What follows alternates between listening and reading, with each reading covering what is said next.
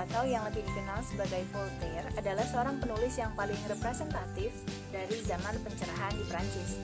Ia lahir pada tanggal 21 November 1694 dan meninggal pada 30 Mei 1778 pada umur 83 tahun.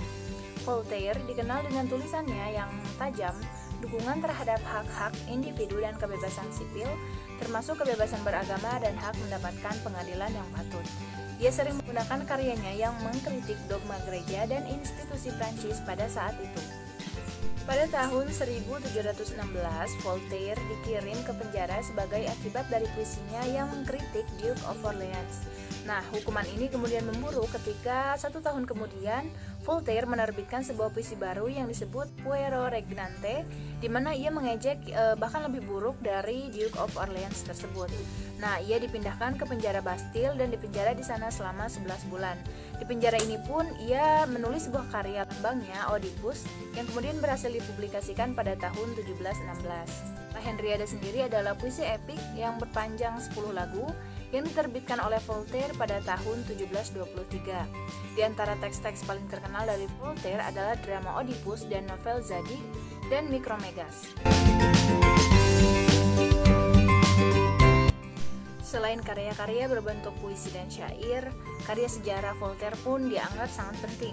Di antara subjek sejarah yang ditulis oleh Voltaire adalah teks-teks yang menentang perang dan gereja, dan teks-teks tentang tokoh-tokoh seperti Carlos VII dari Swiss dan Louis XV.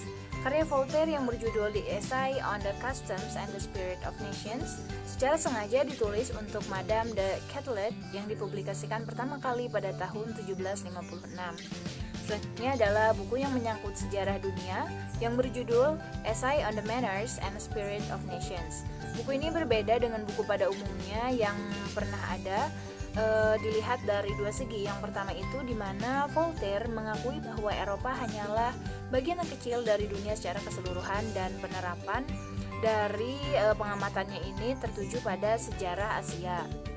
Karyanya yang lain yang tak kalah terkenal di bidang sejarah adalah buku dengan judul The Age of Louis XVI yang ditulis pada awal tahun 1732, di mana eksekusi dari Louis ke-16 di sini dijelaskan, yang kemudian direvisi selama 1 dekade dan dipublikasikan kembali untuk pertama kalinya pada tahun 1751. Karya tersebut baru dinyatakan benar-benar selesai pada tahun 1768. Melalui karya ini, orang dapat memahami kebudayaan Prancis pada abad ke-17 dengan bersumber pada ratusan memoir dan arsip.